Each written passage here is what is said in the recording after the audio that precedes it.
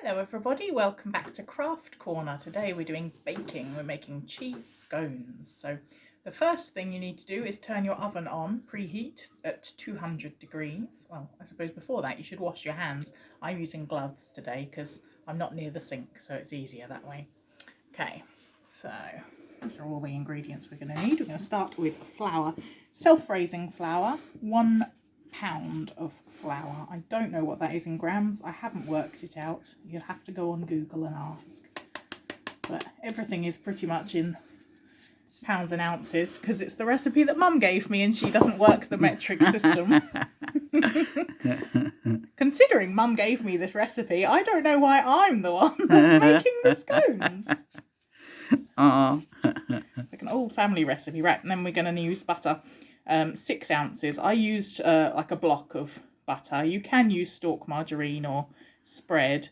I mean, it does work either way, to be honest. It's easier to chop, I find, with the bigger butter. Oops. Always best to chop it first. And if you're using the block butter, then it's a good idea to get it out a few minutes before you need it because it helps to soften it a bit more. If it's rock hard from the fridge, then you've got your work cut out for you. I'm going to use that in a minute. It will come off. It doesn't want to leave me. There we go. Okay, then next we're going to go for our mustard. Coleman's English mustard. You can use whatever kind of mustard you want. If you're feeling particularly posh, you can use funky brands. Always best to use the powder. It's much easier to scoop than the liquid. I have done it with the liquid when I had no other choice. But it was much messier and much more difficult to mix in. I'm going to use half a teaspoon-ish of mustard. Add that in. Love measuring spoons. And then we're going to go for the 1/4 teaspoon, and we're going to go for a black pepper, ground black pepper.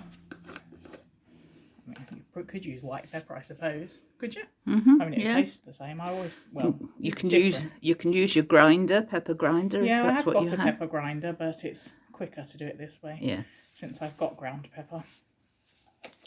Oops. Now, on the recipe that Mum wrote, it just says salt and pepper, but I like to work with actual measurements. So I decided it was 1/4 teaspoon of each. So we've got table salt. I have one of the big things. You can get them in bags or use your tiny salt mill as well, I suppose. Yeah. Works the same. If you work as Mum does, you just grind some in and assume it's fine. Yes. Okay, so now once you've got all those together, use what I have a lovely masher, which is Mum's from many years ago. Yes. You can use a knife to chop the butter a bit smaller as you go. And then you can use your fingers to rub it in if you want to.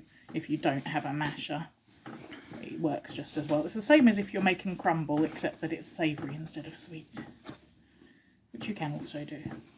We like savoury crumble. Yes, savoury crumble is really delicious with chicken in sauce or something like that. Makes a lovely meal. I didn't realise you could do it savoury until somebody told me the recipe last year. So, but it's really delicious. It's very delicious. So I'm going to keep mashing or chopping, or so you can rub it with your fingers like that. Just got to rub the butter in. It takes a bit longer with your fingers, doesn't it? And it's more messy. It is more messy. I don't like getting my hands messy, so I like the masher. Yes, I switch to hands much quicker than you do with this recipe usually.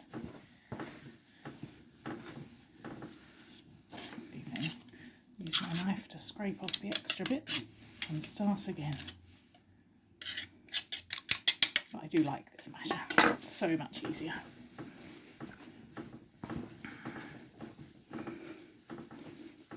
Yeah, when we had our years ago when we had our hotel, we had a masher like that, but it was just wires across.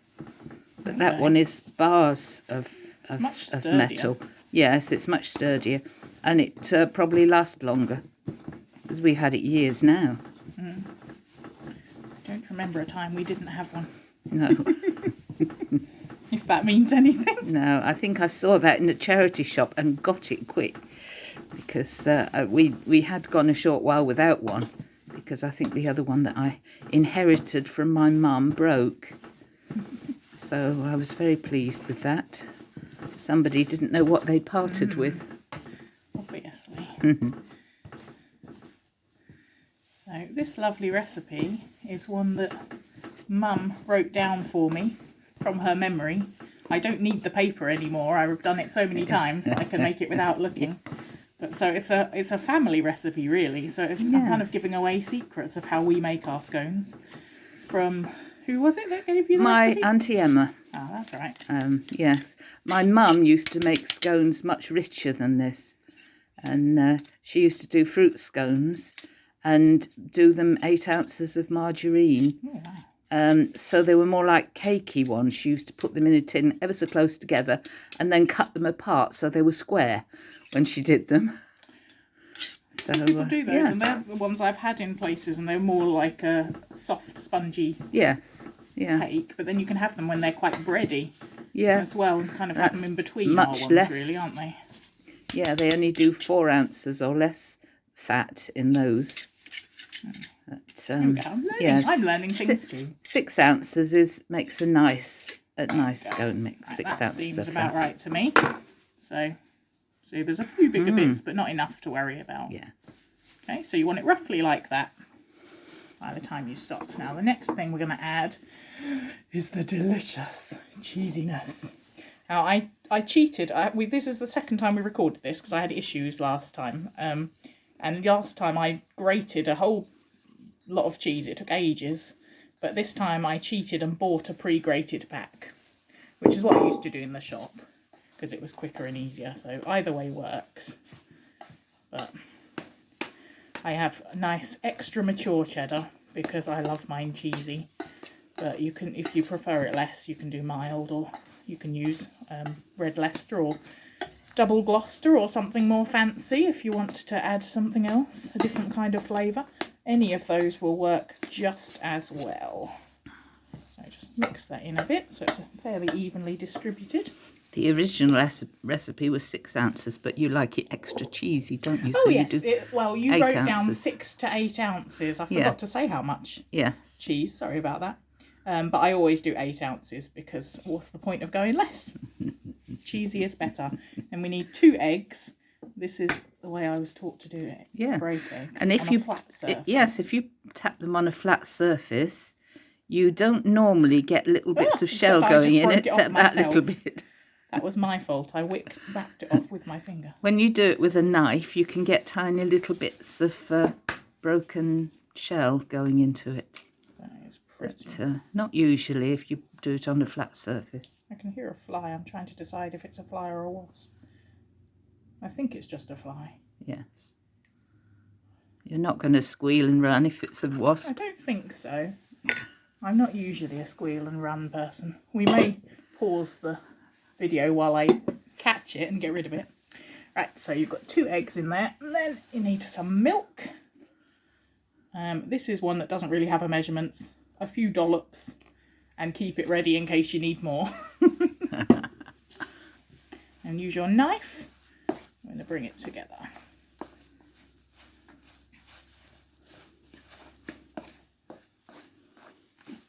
Oh, it's because I'm tipping it for the camera. Don't want to lose any of the precious cheese.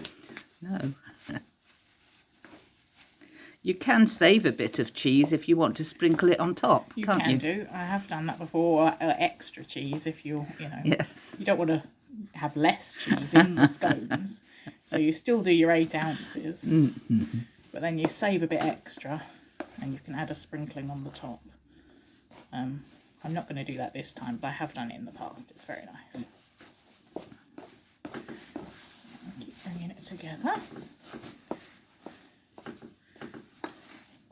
Normally I would have already switched to my hands at this point, but Mum told me basically that I'm doing it wrong. And that I should bring it together as much as possible till all the crumbs are gone with the knife before I even think about touching it with my hands, so I don't overwork it.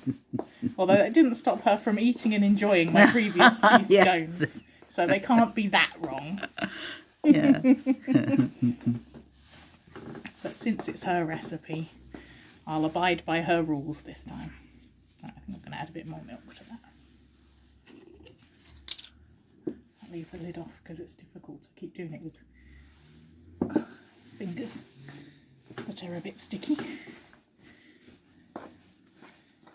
I've got to keep going until all the crumb bits are gone. Is that right? More or less. Which looks about like that to me. It looks like it's mostly in line, so I'm going to switch to my hands. Yes. As I say, I don't normally worry about wearing gloves, but because I'm far away from the kitchen, I can't wash my hands in between like I normally would. Oh, there's still some crumbs there, but not enough to worry about. So this time I'm wearing gloves.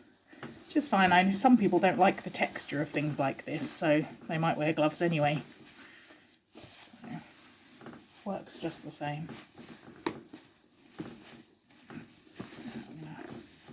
Bring it together. I think I'm going to need a bit more milk still. It's not coming together. Try not to add too much. That's always the problem I have with everything. It's not enough, not enough, not enough, too much. Yeah. That's the way life works. So always best to add tiny bits and add a bit more if you need it, rather than add too much and have to try to add more flour to counteract, because that's very annoying. I do the same when I make icing. Like with the icing sugar and water, I always add not enough water and then way too much, and it's always super runny. That's better. Oh, it's coming together rather nicely.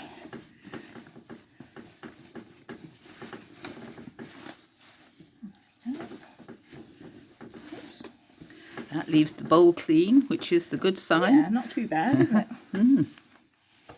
Oh, I think a bit of cheese just flew onto the floor.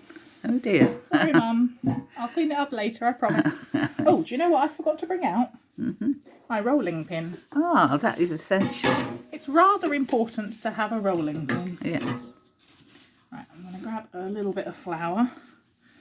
Flour my board. Not too much. I don't need that much because it's a wooden board.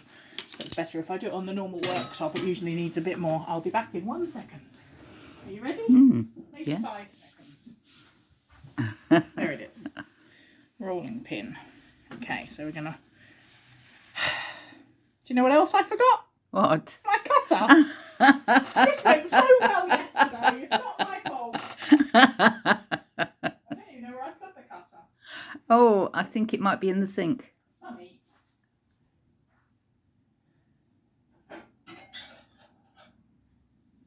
Should pause it. Oh, it's funny after you